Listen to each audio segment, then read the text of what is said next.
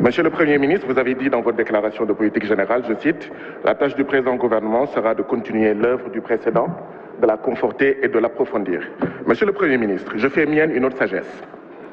La folie, c'est se comporter de la même manière et s'attendre à un résultat différent. Heureusement, les Sénégalais ne sont pas fous parce qu'ils savent les résultats que nous aurons. Chômage, pauvreté, maladie, émigration irrégulière, etc.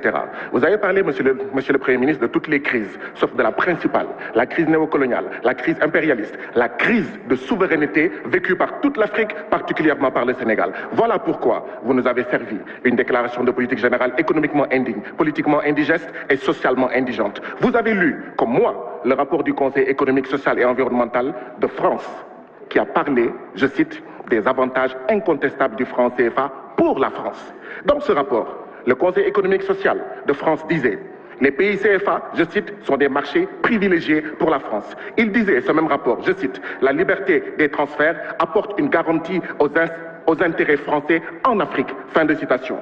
Aujourd'hui, le CFA ne bénéficie qu'aux intérêts extravertis. Comment osez-vous? Comment osez-vous, monsieur le Premier ministre, dire, je vous le rappelle, ce sont vos propos, je cite, le franc CFA est notre monnaie.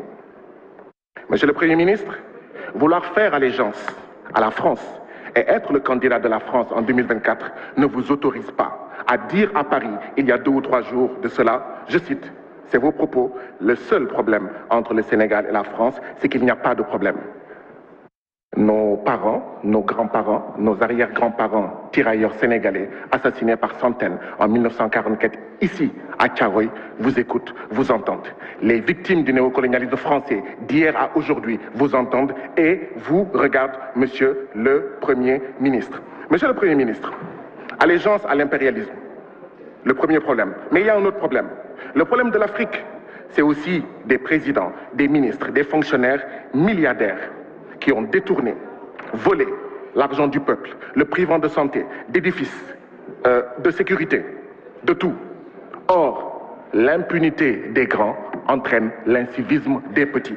Monsieur le Premier ministre, nous n'attendons rien de votre PSE, plan Sénégal emprisonnement, plan Sénégal enchaîné, plan Sénégal exploité. Et Inch'Allah, en 2024, nous allons libérer le Sénégal. Le libérer de la bourgeoisie bureaucratique APR et Benno Bokk Yakaar qui pille ce pays et qui fait piller ce pays par l'impérialisme en général et le français en particulier. En attendant 2024, où nous allons libérer le Sénégal, libérer Pape Alé Niang, libérer Amidia, libérer Mamadou Seck, libérer. La parole est à notre collègue Cheikh Aliou Bey. Cheikh Abdou Mbacké se prépare.